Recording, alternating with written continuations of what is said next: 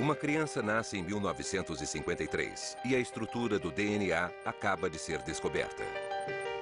1989. A identidade genética desta criança pode ser identificada. O primeiro gene isolado da doença de Huntington foi descoberto. 2003. Todo o código genético desta criança agora pode ser lido e os genes defeituosos no DNA podem ser corrigidos. Outro nascimento, mas desta vez não é o milagre de sempre. O sexo do bebê e a cor dos olhos foram escolhidos antes da concepção. Também o cabelo, o desenho do nariz e a inteligência. A data deste nascimento? Talvez daqui a alguns anos. Ele nasce de uma revolução genética. Uma revolução em que cada passo traz novas questões sobre ética e responsabilidade. E à medida que as promessas da ciência aumentam, crescem também nossas dúvidas. –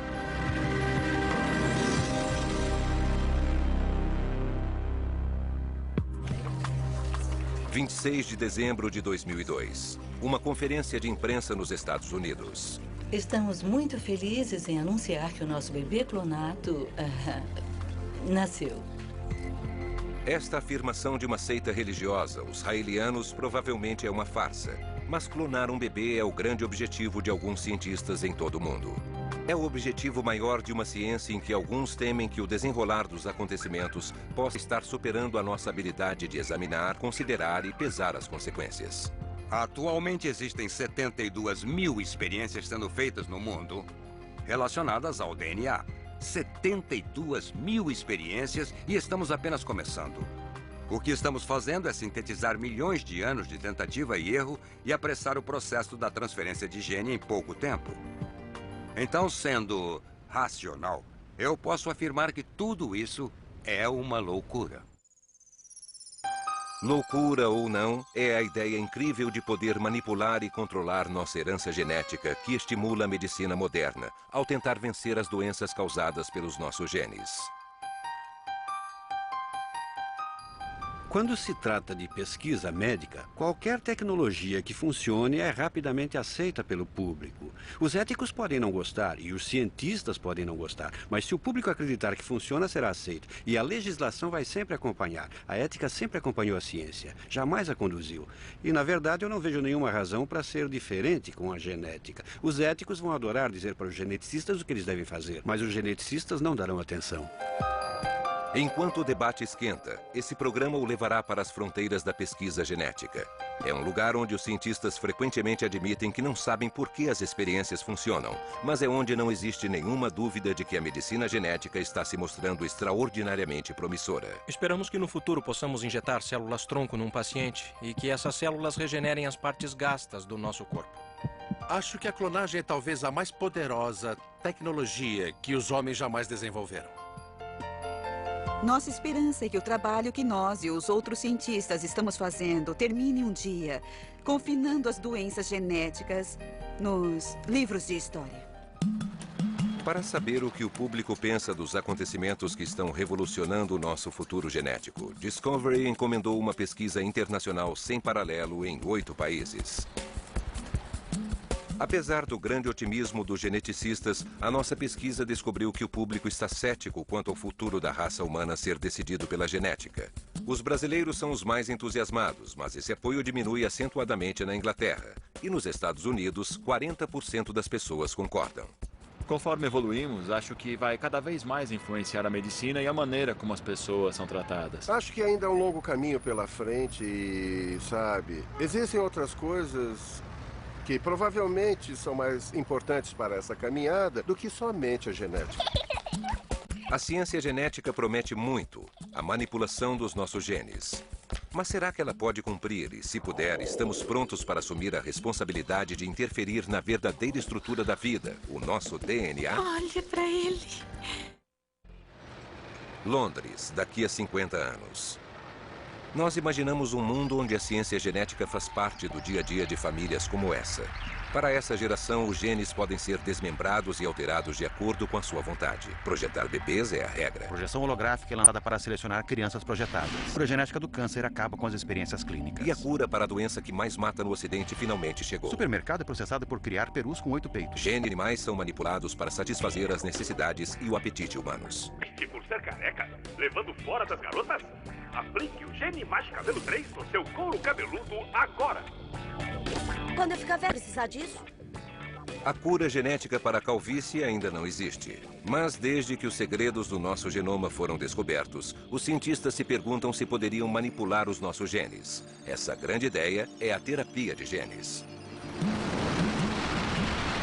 Para as doenças causadas por um único gene defeituoso, como fibrose cística, distrofia muscular ou hemofilia, a terapia de genes parece ser a luz no final do túnel. Esse homem é a prova viva de que a terapia de genes funciona. Ele é a única pessoa no mundo que aparentemente se curou da hemofilia, depois de fazer parte de uma experiência de terapia de genes pioneira. Doenças como a hemofilia são causadas por mau funcionamento dos genes. A ideia por trás da terapia de genes é simples. Por que não implantar um gene saudável no DNA para resolver o problema? A terapia de genes usa um vírus para implantar o novo gene no núcleo, assim como um envelope carrega uma carta. O gene se implanta no genoma ao acaso. Agora ele pode ser lido, e as instruções corretas são passadas do núcleo para a fábrica de proteínas, que por sua vez produz as lajes do nosso corpo. Mas a terapia de genes tem seus riscos. De fato, em algumas tentativas, ela se mostrou fatal. Em 1999, o jovem Jesse Gelsinger morreu enquanto se submetia a uma terapia de genes experimental no seu fígado doente. O vírus usado para levar o gene substituto provocou uma grande reação imunológica que matou o adolescente. Meu problema com a terapia de genes não é com o princípio da coisa, mas com a sua execução. Jesse Gelsinger, esse rapaz não corria nenhum risco de vida. Ele levava uma vida razoavelmente saudável. Ele morreu quase que imediatamente após a terapia. Ele não precisava ter morrido. Outros erros surgiram da terapia de genes. Crianças com imunodeficiência pareciam os candidatos ideais para o tratamento.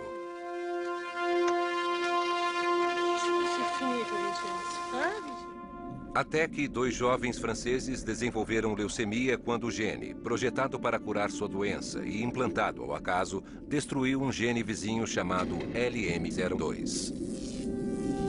Isso provocou uma divisão incontrolável das células sanguíneas, resultando no câncer. Alguns médicos acreditam tanto na promessa da terapia de genes que já estão se adiantando e tentando eliminar os riscos. É o que estão fazendo em uma experiência conjunta entre a Universidade de Stanford e o Hospital Infantil da Filadélfia, para tratar a hemofilia causada por um gene isolado. Conforme envelhece, o sangue fica mais escuro, mas na verdade o que me preocupa é que é maior de um lado do que do outro. Então não é só uma lesão na pele. Dylan, um hemofílico com 2 anos de idade, tem um gene defeituoso passado por sua mãe pelo cromossomo X. Seu corpo não produz suficientemente o agente coagulante fator 9, então ele sangra facilmente. E está recebendo uma dose emergencial do fator 9 sintético. O fator é caro, entre 50 e 100 mil dólares por paciente ao ano. Então, mais da metade dos doentes do mundo não podem usá-lo. Os pacientes podem se tornar imunes a ele e é penoso administrá-lo. Não, fica quietinho, filhinho. Pronto. Fica aqui, calma. Pronto, está acabando. Há 6 anos, a doutora Katie Manow e a professora Kathy High pesquisam para produzir um vírus seguro e criar um gene coagulante sintético. Podemos tirar agora? Isso, não vai doer nada. Os hemofílicos, como Dylan, produzem apenas cerca de 1% do nível normal do fator coagulante 9. Um pequeno aumento faria muita diferença. As pessoas que têm níveis ligeiramente mais altos, digamos de 3 a 4%, apresentam bem menos casos de sangramento espontâneo ou casos de sangramento perigoso. Se conseguíssemos manter os níveis de circulação numa variação percentual pequena, isso certamente o deixaria livre dos sangramentos espontâneos. E então, como está se sentindo? Há 4 meses, Chris Brandt, de 31 anos, viajou da Austrália para os Estados Unidos para tentar. Chris e o seu médico levaram meses para convencer o governo australiano a permitir que ele participasse. Frequentemente é muito difícil saber o que muitos desses conselhos reguladores exigem. Portanto, precisa-se de muito tempo para preencher a papelada, ter certeza de que tudo foi feito corretamente. Não há dúvida de que a morte de Chas Gelsinger mudou não só os testes da terapia de genes, mas também todos os experimentos clínicos em todo o mundo. Eu estava ciente de que nos Estados Unidos os estudos sobre a terapia de genes foram suspensos em 1999, desde a morte de um paciente com a deficiência de OTC. Havia alguma preocupação, mas acho que eu estava mais interessado na possibilidade disso beneficiar muitas pessoas. O gene sintetizado do fator 9 foi injetado diretamente no fígado de Chris. Um processo simples e permanente. No espaço de 3 semanas após a experiência, o corpo de Chris começou a produzir o fator 9, algo que nunca tinha acontecido antes. Depois de 6 semanas, o novo gene tinha elevado o nível do fator para 12%. Quando soube que meu corpo estava produzindo seu próprio fator 9, fiquei entusiasmado. Sabe, achei que podia ir ainda mais longe e não teria mais que me preocupar com os sangramentos. Esse é um objetivo que estamos perseguindo há mais de 5 anos. Há quase 10 anos. Portanto, foi um momento maravilhoso. Nós aprendemos através dos anos a não nos entusiasmar demais antes da hora. Por isso, ficamos otimistas com cautela. E a professora Rai estava certa ao ser cautelosa. Depois da melhora inicial, os níveis do fator 9 de Chris voltaram a cair. Além disso, o fígado teve uma reação imunológica ao novo gene, o que causou hepatite. Eu acho que eu fiquei um pouco frustrado porque o fator que eu tinha começado a produzir estava caindo, mas, apesar disso, acho que não me trouxe nenhuma grande ansiedade. Meu fígado está bem agora, com certeza. Ele aguenta alguns drinks e é só o que eu quero dele. Quando operamos em nossa pesquisa se as pessoas continuariam com as terapias de genes que já tivessem causado morte em pacientes, pouquíssimas na Inglaterra e nos Estados Unidos disseram que sim. Eu acho que depende das circunstâncias. Se eu estivesse com uma doença terminal, sabendo que eu ia morrer, eu acho que não teria muitas opções, então eu faria. Se eu estivesse morrendo, provavelmente aceitaria correr o risco, mas imagino que seria obrigada a conviver com efeitos colaterais e com a expectativa de quanto tempo de vida me restaria. É uma triste verdade na medicina que muitos tratamentos que no princípio tornaram-se aceitáveis, na verdade, eram tremendamente perigosos. Um exemplo clássico são os transplantes de coração. Nos anos 60, as pessoas não tinham nenhuma chance de sobrevivência. Hoje, jamais seriam permitidos, mas se não tivessem sido feitos, não teríamos a tecnologia padrão para o transplante. Atualmente, a terapia de genes não apresenta os mesmos riscos, mas seria tolice negar que existem riscos reais, alguns dos quais talvez ainda nem conhecemos. Contudo, se não nos arriscarmos, a terapia de genes não irá a lugar algum. Acho que devemos correr esses riscos, mesmo que, infelizmente, isso possa custar algumas vidas. Para Chris, a terapia de genes é um risco que parece ter compensado de uma maneira inesperada. Desde que fiz a terapia de genes há 4 meses e meio, eu só sangrei uma vez. E isso, para mim, é extraordinário. Normalmente, eu teria um sangramento a cada 2 semanas.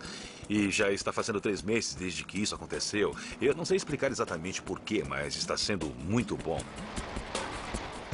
Na Austrália, existe a esperança de que a experiência de Chris Brandt permita que mais testes sejam feitos. A consequência disso é muito estimulante e certamente é um grande avanço na terapia de genes, já que agora vislumbramos a possibilidade de um benefício terapêutico num ser humano que fez a terapia de genes. Além disso, parece que ele ainda está se beneficiando da terapia de genes de uma maneira que ainda não compreendemos completamente. Mesmo com sucessos iguais ao de Chris, alguns acreditam que ainda é cedo para comemorar. Ainda não temos conhecimentos suficientes a respeito dos genes para fazer experimentos dessa envergadura. Nós só temos cerca de 30 mil genes.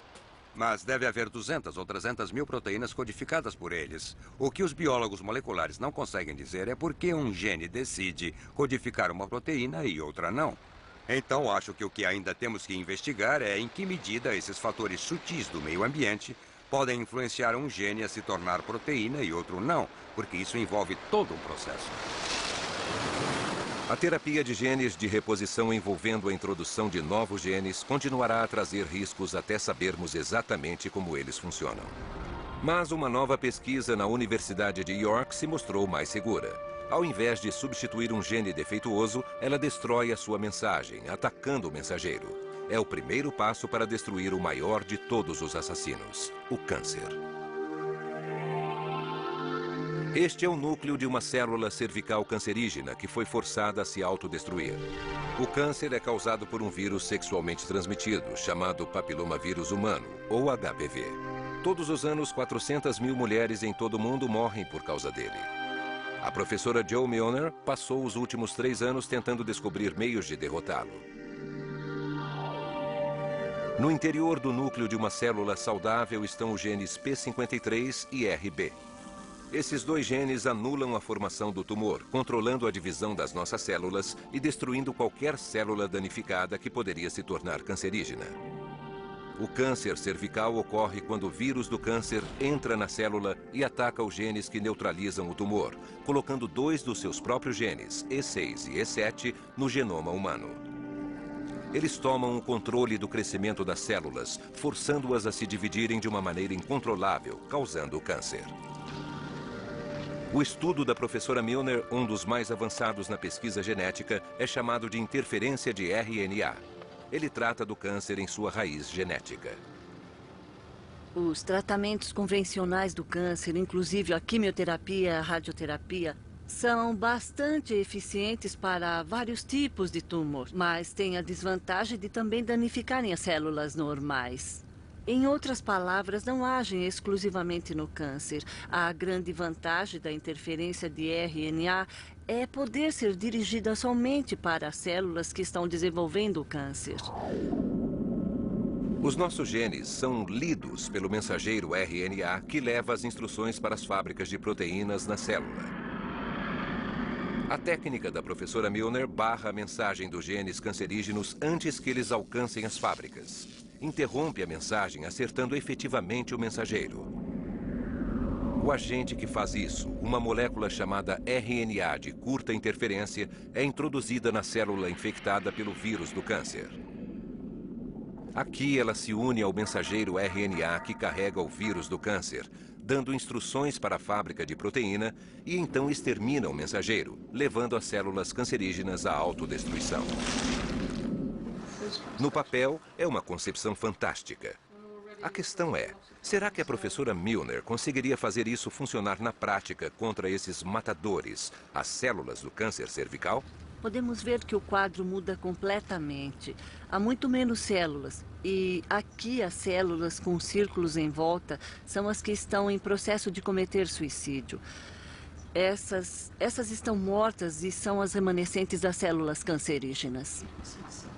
Foi uma sensação maravilhosa poder olhar no microscópio e ver esses resultados. Dava para ver que as células estavam morrendo, enquanto as células normais, que tiveram exatamente o mesmo tratamento, estavam completamente lesas.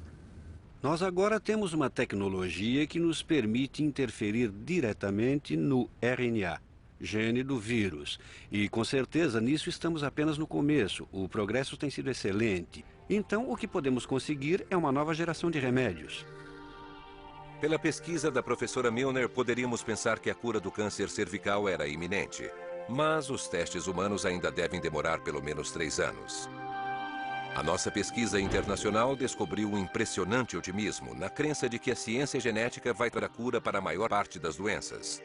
Os ingleses e os norte-americanos são os mais céticos, mas mesmo assim, mais de 60% das pessoas acreditam que a genética vai acabar com as doenças.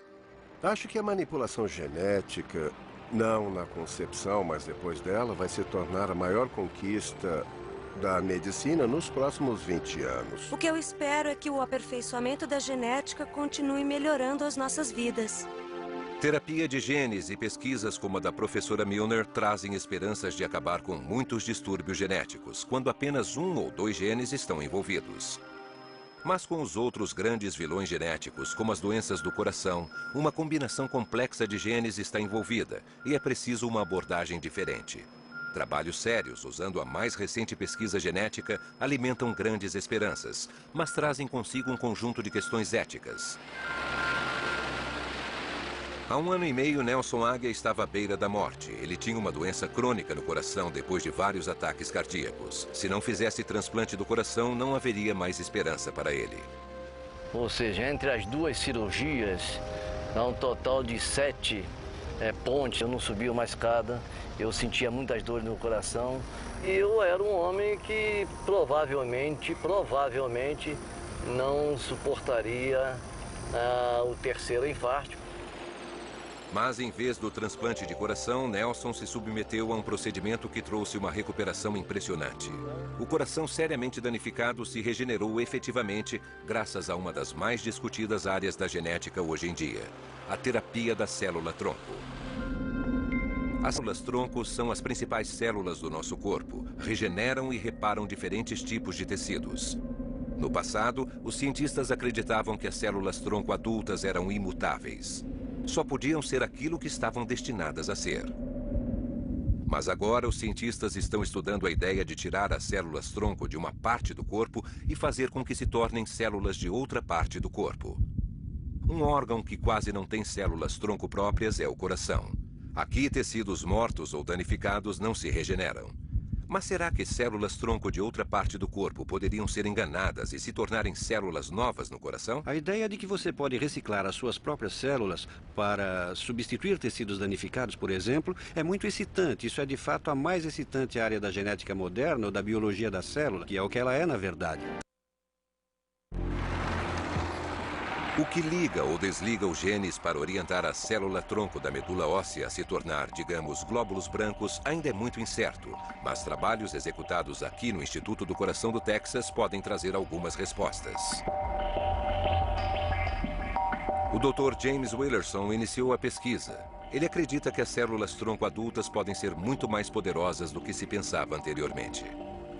Nós estamos seguros de que uma pessoa pode usar as células da medula óssea como uma forma de transplantar a célula-tronco de uma maneira que melhoraria o fluxo do sangue para o coração e melhoraria o funcionamento do coração doente. As células-tronco da medula óssea de Nelson são puxadas com uma seringa e depois filtradas para separar as outras células. Elas são então injetadas no coração doente, entre o tecido vivo e o morto.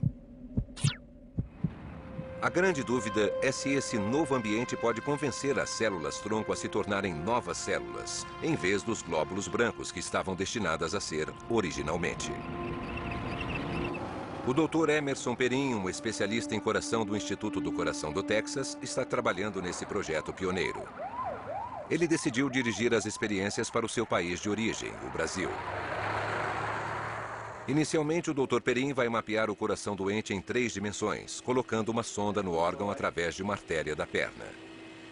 Conforme aparece no mapa, ele mostra o coração de Nelson antes das injeções da célula-tronco. Em uma pessoa saudável, deveria ser totalmente violeta. As áreas vermelhas mostram onde o coração foi afetado pela doença. Aqui podemos ver um ponto violeta onde o coração se contrai normalmente. Então, percebemos imediatamente que este coração está muito doente. Agora, se o levantarmos e olharmos para a parte de baixo, esses pontos pretos são os lugares onde nós injetamos as células-tronco na área que mais necessitava de sangue, de um melhor fluxo sanguíneo e onde existe potencial para recuperação.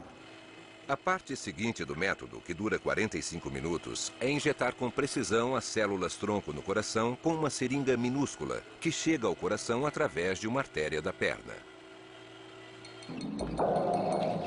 O mapa tridimensional é então usado para direcionar as injeções numa fração de 1 milímetro, alcançando as áreas predeterminadas e mais necessitadas.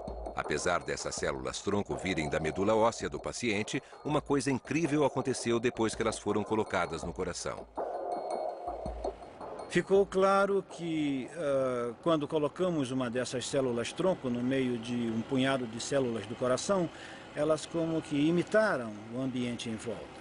As células são muito espertas e logo ficaram iguais ao tecido do jeito que nós queríamos. Nós achamos que, de alguma maneira, as células-tronco são capazes de criar várias substâncias muito benéficas que podem, por exemplo, ajudar a reconstruir os vasos sanguíneos. Elas também podem se tornar, digamos, uma parte dos vasos sanguíneos ou de um músculo do coração. E isso é um outro mecanismo. Então, por enquanto, ainda não temos muita certeza de como isso funciona, mas já temos uma boa ideia. Talvez eles não saibam como funciona, mas parece que realmente funciona. A imagem da direita é um quadro do coração de Nelson apenas 4 meses depois da operação. Olhando para essa imagem feita na hora da injeção, podemos ver aqui, no lugar onde as células foram injetadas, nós vemos uma melhora considerável que é demonstrada por essa grande área violeta que representa o músculo com contrações normais. Se olharmos para o outro lado do coração, veremos também uma mudança nesta grande área vermelha do músculo do coração antes enfraquecido e que agora está se tornando um coração normal e mais forte. Até agora, 14 pacientes se submeteram a esse método. Todos eles, assim como Nelson, fizeram excelente progresso. Eu ando em dias alternados 4 quilômetros, sem sentir nada. Eu nado razoavelmente, vou ter que trabalhar. O teste ainda está em fase experimental e os cientistas ainda não sabem ao certo como os genes ligam e desligam nas células-tronco. Mas mesmo assim, os médicos estão avançando nos testes para confirmar os seus dados.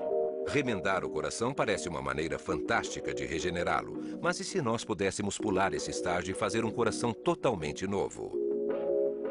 Esse é o mais novo objetivo da pesquisa da célula-tronco, substituir totalmente os órgãos. Mas para fazer isso, entramos em uma área muito controversa. As células-tronco adultas podem ser muito mais versáteis do que se pensava antes, mas o seu uso ainda é limitado. Tentar criar um novo órgão do nada exige as mais versáteis de todas as células, as células-tronco embrionárias. Células cujos genes podem ligar e desligar para ficar iguais a todos os tipos de células do corpo humano. Células produzidas por embriões com cerca de 5 dias de vida. Sem dúvida, a parte mais excitante da genética é a genética do desenvolvimento. Como levar um óvulo até um ser humano? Como levar as características dos tecidos de um embrião para um coração? Agora, se conseguirmos fazer isso, é provável, apenas provável, que nós mesmos podemos fazer isso e reconstruir um coração. Pense nos problemas médicos que isso resolveria. Mas resolver esses problemas exige uma ação que muitos acham repugnante. Quando criamos embriões especificamente para extrair deles as células-tronco com fins experimentais, lembrando que o embrião será eliminado depois, já que não vai crescer, isso é muito perigoso. É eugenia. Isso não deveria ser um procedimento normal da ciência. Mas a ciência está prosseguindo, e com resultados tão extraordinários que os éticos terão de brigar para serem ouvidos.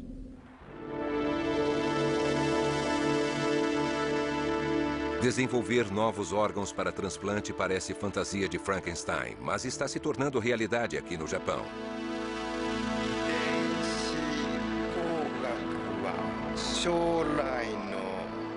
Essa rã tem olhos que foram criados artificialmente neste laboratório.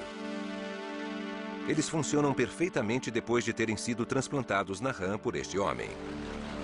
O professor Makoto Asashima fez uma descoberta incrível na Universidade de Tóquio. Ele é o primeiro cientista do mundo a criar do nada um órgão dos sentidos através de uma célula-tronco embrionária. As células-tronco embrionárias são os blocos de construção de todas as criaturas, tanto animais quanto humanas. Depois que um esperma fertiliza um óvulo, ele começa a se dividir até que depois de 4 ou 5 dias já são 200 esferas de células vigorosas. São as células-tronco. Nessa altura, elas têm a capacidade de se tornar qualquer parte do corpo. Se pudermos aproveitar esse potencial e direcioná-lo, podemos desenvolver qualquer órgão que quisermos. Na Universidade de Tóquio, o professor Asashima pegou as células-tronco de um embrião de girino e as cultivou no laboratório. O desafio, então, foi induzir as células-tronco a se tornarem olhos. Nós colocamos vários indutores com as células-tronco num tubo de ensaio e, alterando as condições das células, como, por exemplo, mudando a concentração de um indutor de proteína chamado actina, podemos criar vários órgãos no tubo de ensaio. Esses olhos, criados em laboratório, são transplantados para os girinos que tiveram os próprios olhos removidos. O próximo desafio é fazer os olhos transplantados funcionarem. E mais uma vez, apesar da genética ter controlado o mecanismo, ainda não sabemos até que ponto o motor foi acionado. O nervo do olho cresce indo em direção à parte óptica do cérebro e então para. Então o nervo vem do cérebro e os dois nervos se juntam. Até o momento, não sabemos por que o nervo do olho transplantado cresce em direção ao cérebro. Enquanto os girinos se desenvolvem, a questão é, será que essa ciência pioneira vai mesmo funcionar? Será que as jovens rãs podem ver através dos novos olhos? Para descobrir isso, o professor Asashima aproveitou uma qualidade rara e natural da rã. Quando as rãs não conseguem enxergar, o corpo escurece. Se elas conseguem ver, mesmo com um olho só, ficam com uma cor mais clara, quase branca. Nesse tanque, podemos perceber claramente que as rãs mais claras conseguem ver. Algumas são até brancas. E as rãs com cores mais escuras, em que o transplante não funcionou, são cegas. A esperança do professor Asashima é de que essa visão futurista possa um dia literalmente dar visão para as crianças cegas. Existem diferentes graus de cegueira, mas se nós podemos desenvolver olhos num tubo de ensaio, então haverá, de fato, uma chance de que possamos curar a cegueira usando o tratamento das células-tronco. À medida que o professor Asashima aumenta o seu conhecimento a respeito do funcionamento dos genes que governam essas células-tronco, ele está aprendendo a desenvolver outros órgãos de rãs, rins, fígados e um dos mais complexos de todos, o coração. O coração da rã está esperando para ser transplantado. É o próximo objetivo na lista do professor. Nas experiências do professor Asashima, as células-tronco são derivadas de embriões produzidos sexualmente por rãs fêmeas e machos. O grande problema para os humanos é que o nosso complexo sistema imunológico rejeita instantaneamente órgãos que tenham DNA diferente dos nossos. É por isso que os pacientes com coração transplantado têm de tomar drogas imunossupressoras poderosas. O único meio de obter células-tronco contendo apenas os nossos próprios genes é através de um embrião clonado. Para conseguir isso, um óvulo humano é retirado de seu núcleo e um novo núcleo é implantado. Isso pode vir de qualquer célula do corpo. Um choque elétrico unifica os dois e a divisão começa. Um embrião clonado foi criado. E o Dr. Robert Lanza está fazendo exatamente isso. Aqui na Advanced Cell Technology, em Massachusetts, nos Estados Unidos, estão tentando levar um embrião a um estágio em que as células-tronco possam ser aproveitadas. Nós usamos a tecnologia da clonagem para gerar embriões humanos muito jovens. Embriões com apenas 4 ou 8 células. Para ir do embrião jovem até o blastocisto, que é um conjunto de cerca de 100 células, é preciso um ajuste delicado das condições de cultura, bem como de cada passo do processo de clonagem. Nossos parentes mais próximos, os primatas, encorajam Robert Lanza em suas pesquisas sobre embriões clonados. Aqui eles já chegaram ao estágio crucial dos blastocistos, com 100 a 200 células, quando a extração das células-tronco é possível. Ele acredita que as aplicações têm muitas possibilidades. Já sabemos, por exemplo, como transformar células-tronco em recipientes para a dopamina produzir as células que podem ser usadas no tratamento de, por exemplo, um paciente com um mal de Parkinson. E sabemos que adicionando algo como ácido retinóico, podemos transformar essas células-tronco embrionárias em células do coração. E inclusive já colocamos essas células do coração em vários andaimes degradáveis para criarmos o que chamamos de remendos miocárdicos e podermos consertar o coração do mesmo jeito que consertamos o pneu de uma bicicleta. O sucesso com os primatas encorajou Robert Lanza a criar órgãos humanos completos a partir das células-tronco de embriões clonados. Criar um coração completo é difícil, é um processo muito complicado e que provavelmente ainda vai demorar uns 10 ou 15 anos. Apesar de ainda distante, tudo isso soa muito promissor, mas há um preço a ser pago. Quando um embrião é usado para células-tronco, ele é destruído nesse processo. É o fim de uma vida em potencial. A dúvida é saber se esse pequeno punhado de células tem os mesmos direitos que todos nós temos. Há muita controvérsia a respeito. Muitas pessoas acham que isso deveria ser proibido. A nossa pesquisa mostrou que, enquanto no Brasil e na Turquia 2 em cada 3 pessoas acreditam que isso deveria ser declarado ilegal, nos Estados Unidos 2 em cada 5 acham o mesmo. Na Inglaterra, a metade acha que deveria ser proibido. As questões sobre o direito à vida são tão complexas que o mundo está dividido a respeito da continuação ou não das pesquisas com os embriões clonados. A Inglaterra ainda permite pesquisas com as células tronco embrionárias até o limite de 14 dias. Os ministros da Saúde da Austrália não conseguem chegar a um acordo sobre a matéria. Singapura nomeou uma lista de especialistas para estudar a questão ética sobre o uso das células tronco embrionárias, e não existe nenhuma lei que regulamente a pesquisa da célula tronco em Israel. Os Estados Unidos proibiram o uso do dinheiro dos contribuintes na pesquisa da célula tronco embrionária, e há pressões políticas para acabar com elas completamente. Felizmente, não acabou ainda, porque a pesquisa da célula-tronco é tão importante que muitas pessoas e governos na Europa estão financiando. Então, a menos que a gente tenha uma total aversão a qualquer tipo de pesquisa, a tendência é de que ela continue, e aquilo que funciona pode ter certeza de que as leis entenderão sem a menor dúvida. E quando isso acontecer, a nossa escolha mais difícil será entre comprar os novos órgãos pela internet ou de algum vendedor que bater a nossa porta.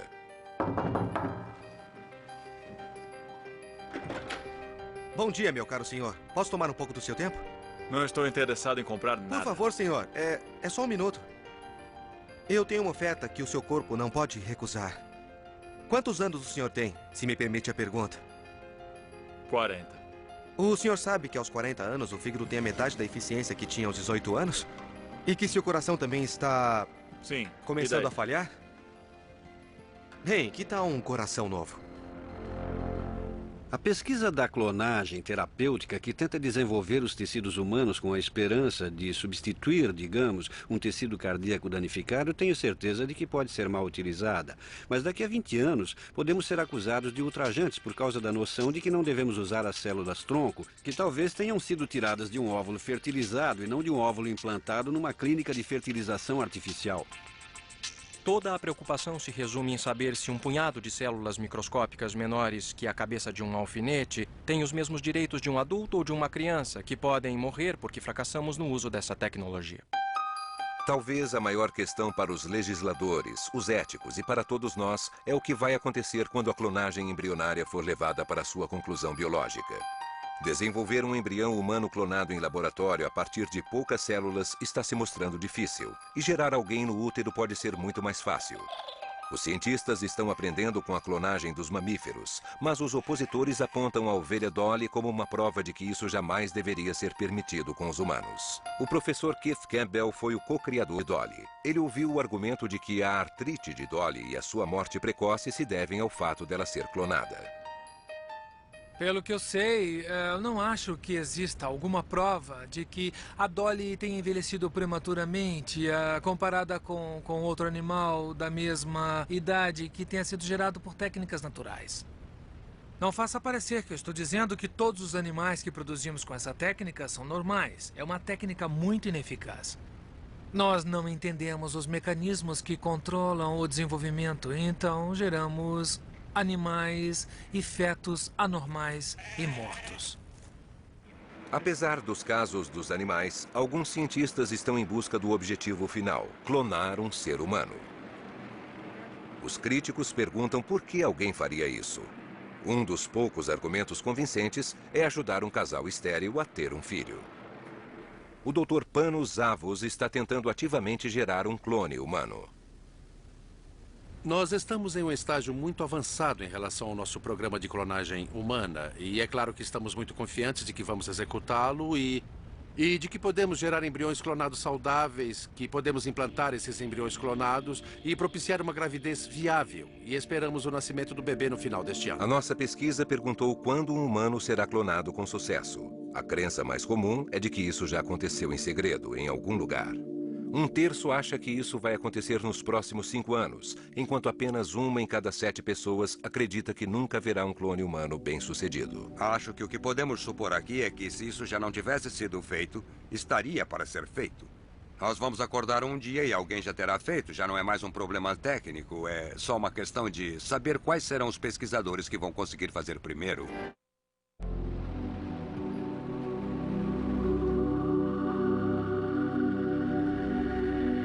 Ah, olha só isso. Você em 2007.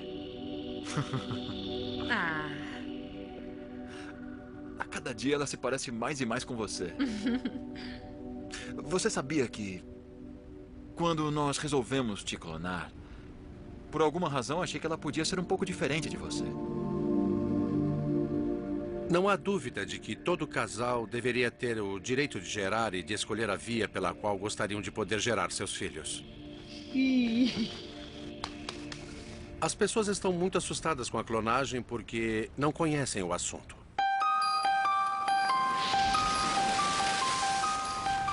Alguns cientistas duvidam que o clone humano já esteja a caminho.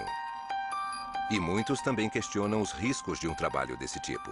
Mesmo aqueles que conseguiram clonar animais com sucesso acreditam que a clonagem humana é um passo avançado demais. Os descendentes podem ter anomalias que, com a medicina moderna, talvez não signifiquem um risco, mas eu acho que, por enquanto, as chances disso acontecer não valem os riscos e nós não devemos tentar clonar um ser humano. Acho que as pessoas precisam entender que se desenvolvermos a clonagem humana, vamos começar a experimentar em crianças, em bebês. E algumas coisas podem dar errado. Pode haver algum sofrimento e simplesmente não há justificativa nesse tipo de experimentação em pessoas só porque alguém acha que quer perpetuar sua constituição genética. Mas o Dr. Panos Avos acredita que os especialistas em fertilidade como ele estão perfeitamente preparados para evitar os riscos. Fazemos fertilização in vitro em humanos há mais de 20 anos. E, portanto, sabemos mais sobre a medicina reprodutiva, como gerar uma criança ou um embrião num recipiente, transplantar para um útero e depois acompanhar essa gravidez para que ela siga corretamente, para que seja muito bem sucedida. E somos muito bons nisso. A moral da história é: a clonagem irá se tornar um dia apenas mais um caminho para a reprodução humana. Uma técnica que as pessoas vão procurar como um último recurso.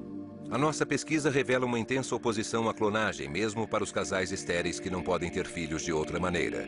Quase 9 entre 10 pessoas pesquisadas na Inglaterra disseram que não seriam clonadas, mesmo que fossem totalmente estéreis.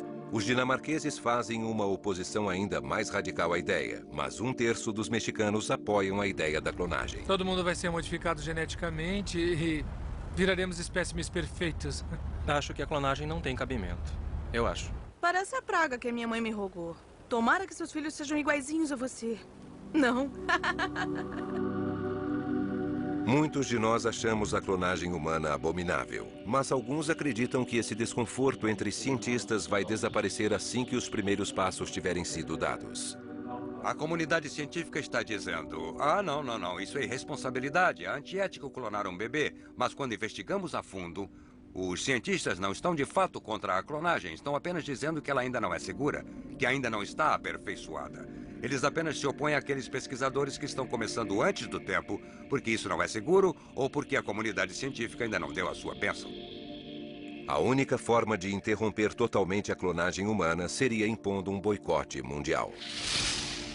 Você poderia se entregar com unhas e dentes a um boicote mundial desde que houvesse uma vontade internacional para fazer isso. Não basta dar de ombros e dizer: vocês não podem fazer isso, e deixar essa experiência acontecer.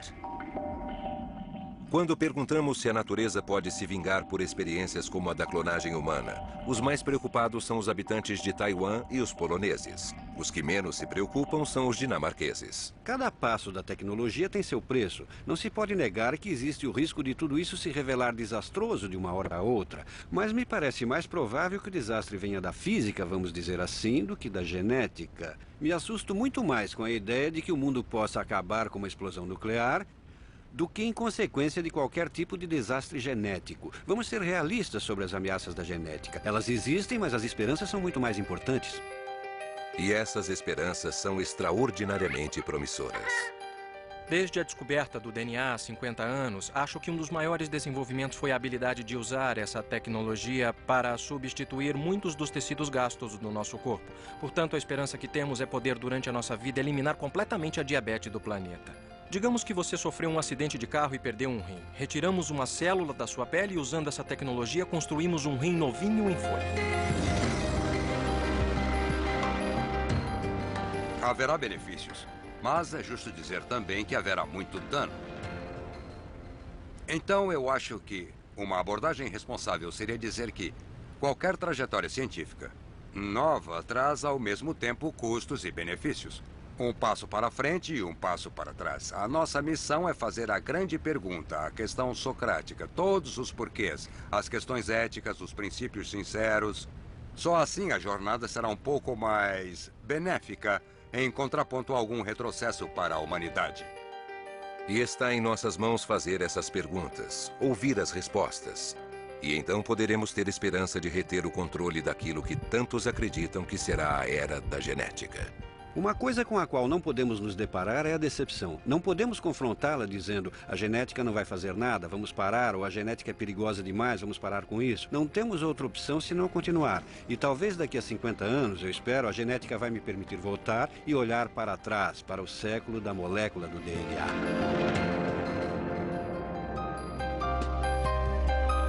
Versão brasileira Vox Mundi.